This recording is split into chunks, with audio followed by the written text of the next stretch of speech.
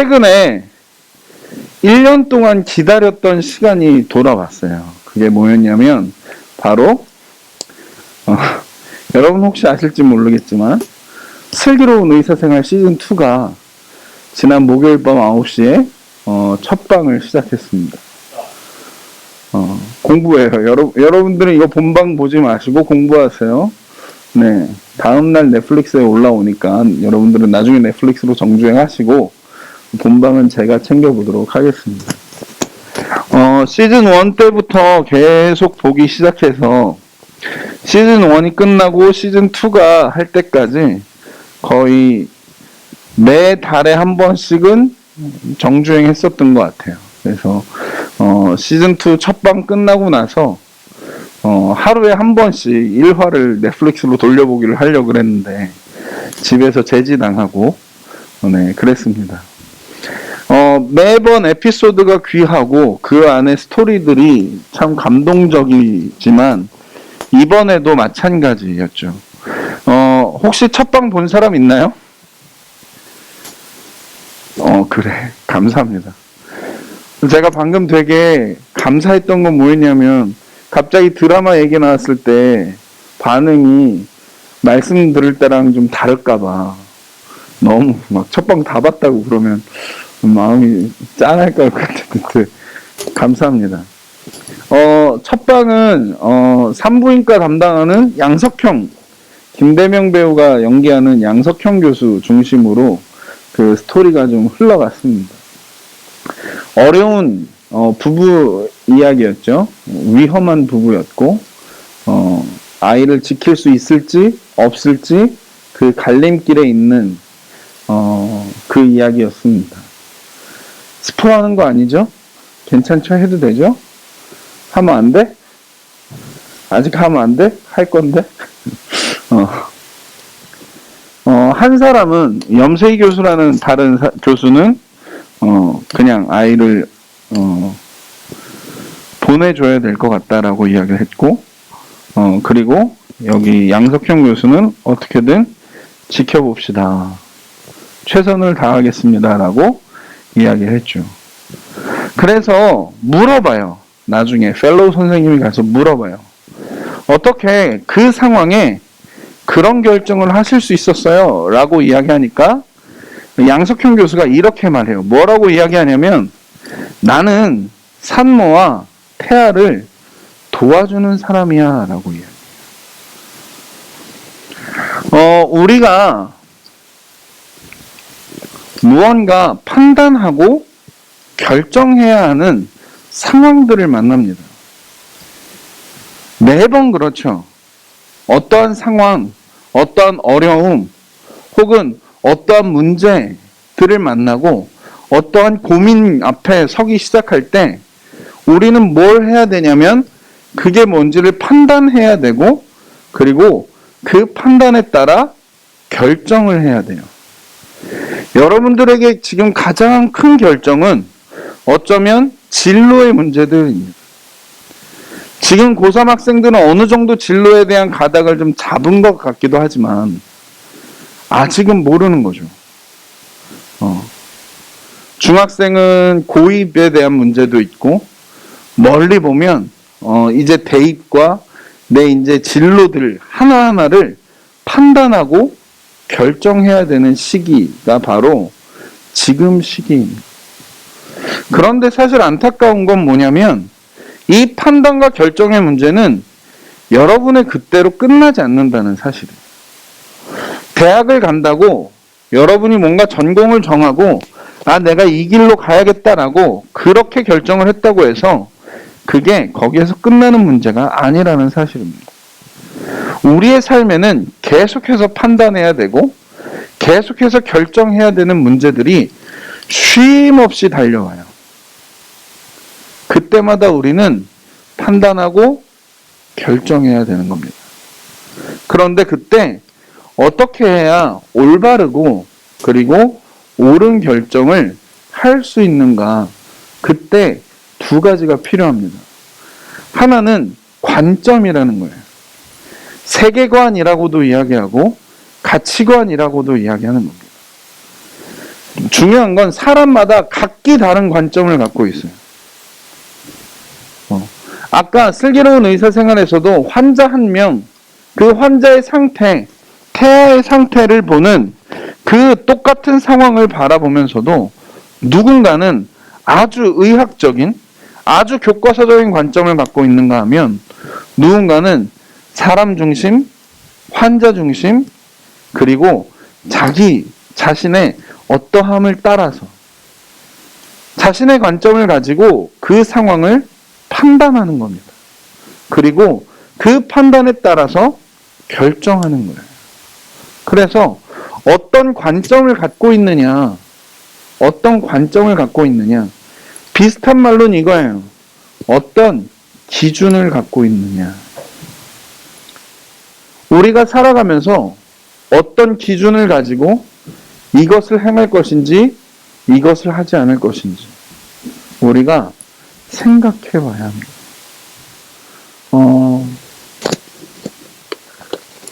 얼마 전에 누구랑 이렇게 이야기하다가 그리스도인의 기준이 뭐냐 라고 한번 이야기한 적이 있어요. 그리스도인의 기준은 명확합니다. 여러분이 갖고 있는 말씀이에요. 그리스도인의 기준은 다른 데 있지 않습니다.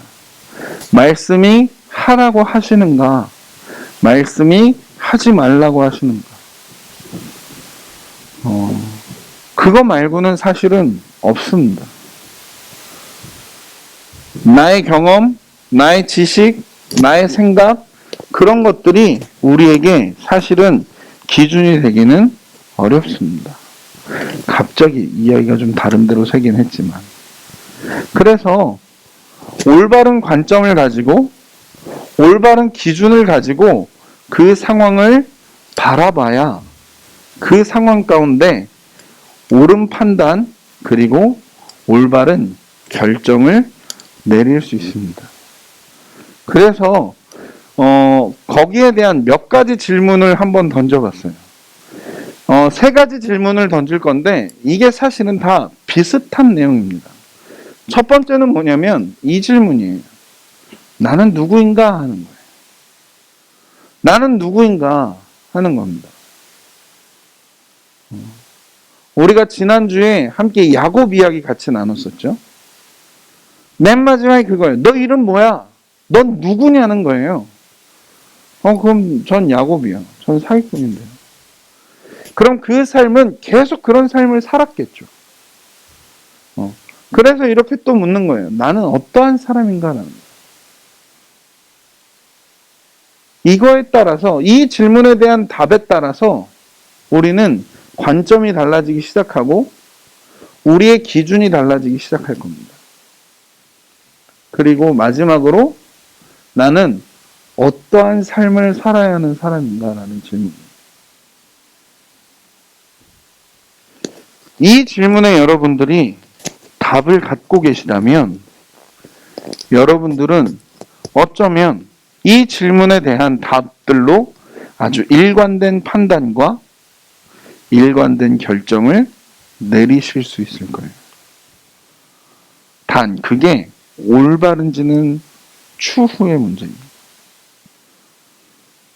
이 질문들에 대해서 여러분들이 스스로 묻고 답할 수 있으면 좋겠어요. 지금도 이른 때가 아닙니다. 그렇죠. 사실은 수많은 코칭이나 자기 개발에서 이야기하는 게 이거 발견하라는 거예요. 이거 발견해서 이거에 대한 플랜을 짜고 그거에 대해서 자기주도적인 삶을 살라고 이야기하는 게 자기주도 학습입니다.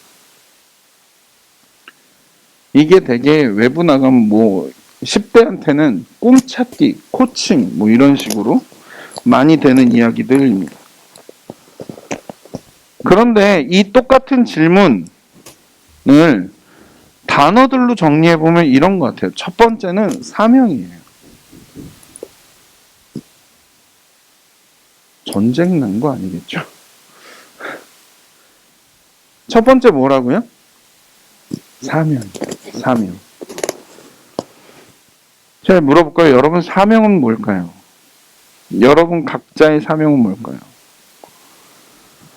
제가 이렇게 만나면 잘 하는 질문들이 있어요. 그게 뭐냐면, 야, 넌 꿈이 뭐야? 라고 묻는 거 되게 좋아요. 꿈 이야기하는 거 좋아합니다. 근데 몇몇 친구들한테 물어봤는데, 아직 몰라요. 뭐 안 정했어요. 조속히 찾을 수 있게 되기를, 오늘 우리가 당분간 이 얘기 계속할 겁니다. 그리고 사명과 더불어서 정체성이에요. 아까 우리가 예배 시작하면서도 그리스도인, 하나님을 믿고 하나님을 예배하는 사람으로서 과연 우리는 어떠한 삶을 살아야 되는지, 그게 우리의 정체성입니다. 그래서 우리가 앞으로 몇 주 동안 이 느헤미야 말씀을 통해서 보면서 이 사명이 무엇인지, 우리의 정체성이 무엇이어야 하는지 함께 좀 나누려고 합니다. 성경에 보면 무수히 많은 하나님의 사람들이 나와요. 여기 보면 뭐 노아도 있고, 아브라함도 있고, 모세도 있고, 다윗도 있고, 다니엘도 있습니다.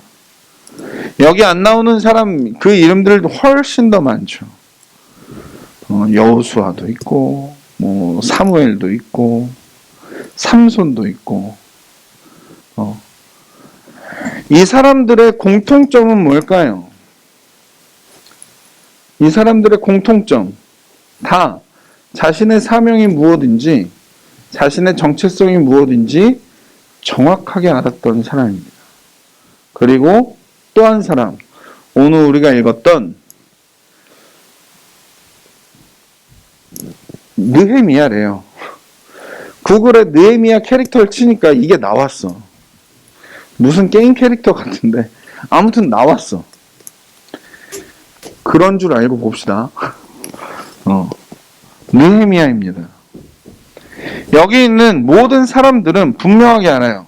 내 사명이 뭔지, 내 정체성이 뭔지, 그리고 그것을 나의 기준과 나의 관점으로 삼아서 모든 상황 가운데 그것을 판단하고 결정했던 사람들입니다. 그런데 느헤미야는 조금 달라요. 느헤미야는 조금 다릅니다. 뭐냐면 한번 생각해 보세요. 노아 뭐 했던 사람이죠? 방주, 배를 만들었던 사람입니다.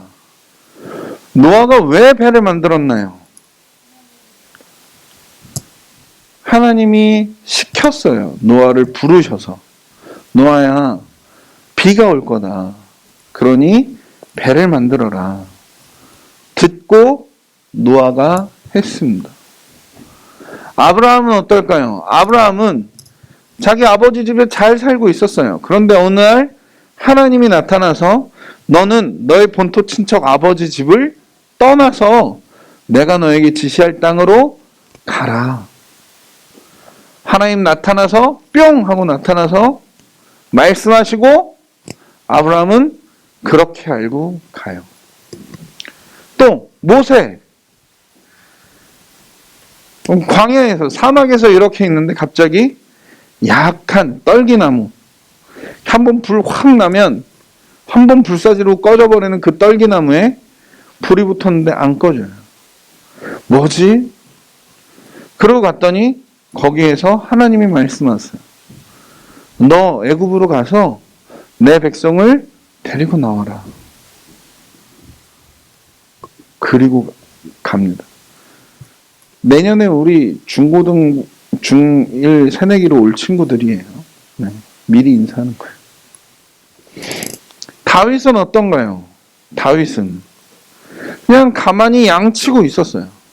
그런데 어느 날 제사장이 와서 머리 위에 기름 붓고 왕이라고 이야기하는 거예요.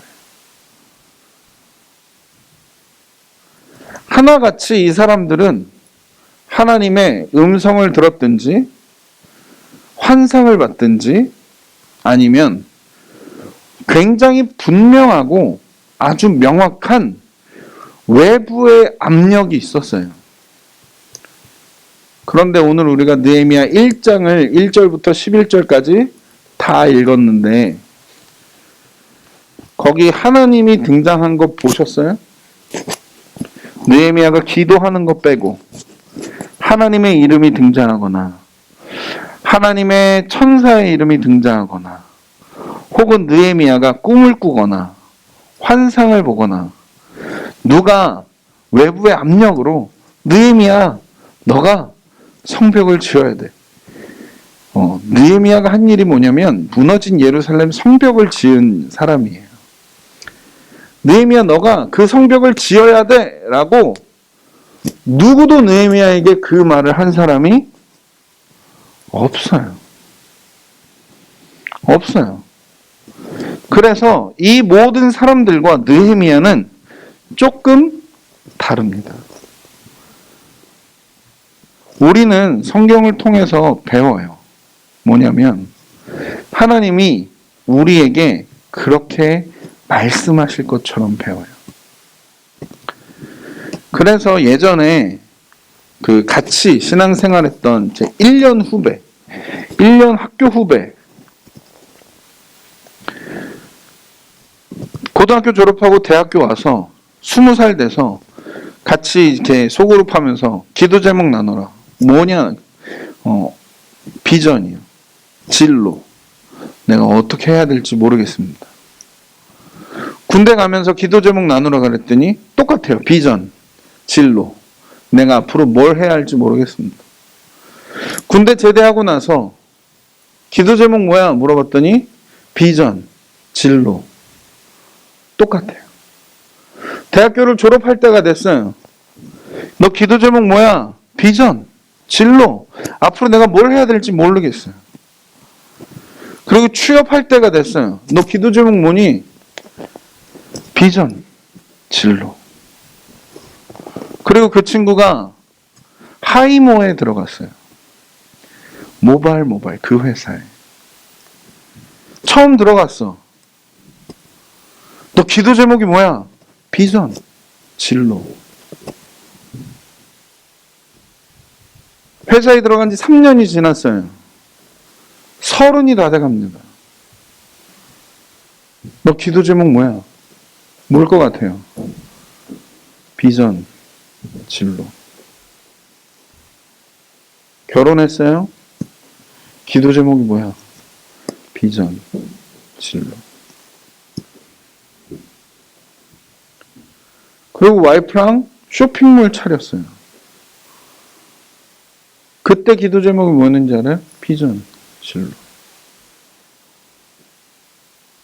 15년 동안. 그리고 기도 제목 물어보기를 그쳤어요. 우리가 기대하는 건 그런 거. 누군가 나한테 나타나서 너 뭐 해라. 그래 주기를 바래. 안 그래요. 안 그런 사람이 있어요. 그게 누구냐면 느헤미야예요. 그래서 우리가 느헤미야 말씀 오늘부터 함께 좀 살펴보려고 해요. 물론 중간에 딴 거 하고 싶은 게 되게 많을 것 같아요. 오늘과 같이 예배 준비하면서 이것도 했으면 좋겠고 저것도 했으면 좋겠고 과연 느헤미야를 이렇게 순서대로 다 채워갈 수 있을까? 어쩌면 없을지도 몰라요. 중간에 엄청 딴 데로 셀 수도 있어요. 그런데 걱정하지 마세요. 느헤미야 한 권은 한 번에 한 장씩 내가 끝내줄 테니까 우리가 이 주제로 같이 나눠보도록 합시다. 원래는 예배가 지금 끝나야 되지. 하지만 우리는 뒷예배가 3시에 있기 때문에 좀 더 할 수 있어요. 같이 좀 빨리 가보죠. 느헤미야 1장 1절 말씀을 보면 느헤미야가 과연 누구인가를 이야기해요. 느헤미야가 자기를 이렇게 소개하면서 이렇게 얘기해요. 하가랴의 아들 느헤미야의 말이라 아닥사스다 왕 제20년 기슬로월에 나는 수산궁에 있었어. 수산궁이 어디냐면 그때 당시 왕궁이에요. 아닥사스다 왕이 있던 왕궁입니다. 자기는 왕궁에 있는 사람이라고 소개해요. 그리고 이때 다른 이스라엘 백성들은 다 포로로 잡혀온 때입니다. 그럼 우리가 1절 말씀만 딱 읽고 생각할 수 있는 건 느헤미야는 누굴까요? 왕궁에 있는 노예라고 생각할 수 있어요. 아, 노예인데 어쩌다 보니 왕궁에서 있었구나. 왕의 허드렛 일이나 이렇게 하면서 있었구나. 그런데 오늘 11절 맨 마지막 끝은 전혀 다르게 끝이 나요. 11절 맨 마지막에 느헤미야가 자신의 직업을 얘기해요. 뭐라고 이야기하냐면 그때에 내가 왕의 술관원이 되었느니라. 술관원이 누구냐면 그 술에 독이 있는지 없는지를 그 책임지는 사람입니다. 왕의 그 독살의 위험이 얼마나 많았겠어요. 그러니까 느헤미야는 누구였냐면 포로였어요. 포로였지만 왕의 술관원입니다. 이 얘기는 아닥사스다 왕이 가장 신뢰하고 얼만큼 신뢰하냐면 자기 목숨을 맡길 만큼 신뢰하는 사람이 바로 느헤미야였습니다. 그래서 우리가 알 수 있는 건 뭐냐면 다른 사람보다 하나 더 갖고 있는 게 사명이고 정체성이에요. 느헤미야가 그 자리에 없었다면, 그렇게 높은 위치에 있지 않았다면 어쩌면 느헤미야의 이야기는 전혀 달라졌을지도 모릅니다. 여러분들이 여러분의 삶을 한번 돌아보세요. 하나님이 여러분들에게 주신 것이 있고 그것은 다 다르고, 그리고 다른 사람들에게는 없지만 나에게만 주신 것이 분명히 있습니다. 그것을 발견하는 것이 사명이에요. 그것이 나의 사명입니다. 다른 사람보다 더 갖고 있는 것. 아셨죠? 두 번째로 2절 말씀을 보면 이제 다 무너진 예루살렘에서 그 느헤미야의 형제가 도망쳐 나와요. 그때 느헤미야가 물어봐요. 뭘 물어보냐면 그들의 형편을 물어봅니다. 어떻습니까? 예루살렘 땅은 어떤가요? 거기에 있는 사람들은 어떤가요? 물어보기 시작해요. 느헤미야는 어떤 사람이라고? 포로로 잡혀온 사람. 그런데 왕궁에 거하면서 마치 우리로 치면 대통령의 경호실장 정도 되는 아주 높은 지위, 장관급이에요. 남부럽지 않을 만큼 살았고 굳이 예루살렘 땅을 궁금해하지 않아도, 예루살렘으로 돌아가려고 노력하지 않아도 지금 있는 그곳에서 잘 살 수 있는 사람입니다. 그런데 느헤미야의 관심은 어디에 있었냐면 예루살렘 땅, 그리고 거기에 남아있는 사람들이 있었어요. 그래서 뭐냐면 관심이 사명입니다. 여러분들이 지금까지 살아오면서 여러분들의 관심사라는 것들이 있을 거예요. 그러면 여기서 여러 가지들이 튀어나올 거예요. 게임이냐, 유튜브냐, 여러 가지. 그게 다 사명일까요? 그건 아닐 겁니다. 말씀을 준비하면서 사실은 여기까지 끊으려다가 시간이 조금 더 가도 그 다음 것까지 가야 안전할 것 같았어요. 왜냐하면 저희 집 애들을 보면 알 것 같아요. 우리 집 애들의 관심사는 그런 거거든. 게임, 유튜브, 혹은 돈, 혹은 성공, 명예, 출세, 그런 것들.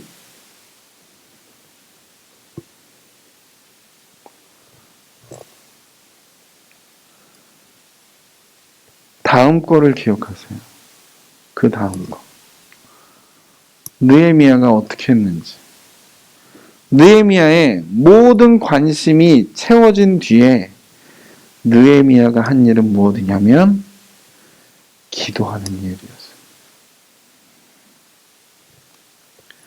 이 세 가지를 체크해 봤을 때 모두 다 맞다라고 대답한다면 그 일은 여러분의 사명이 맞습니다. 그것은 여러분의 정체성일 확률이 매우 높습니다. 첫 번째는 뭐냐면 다른 사람보다 하나 더 갖고 있는 거. 제가 누차 얘기해요. 저는 개그가 되게 부족해요. 없어. 제로야. 내 말에 웃는 사람을 그렇게 많이 보지 못해요.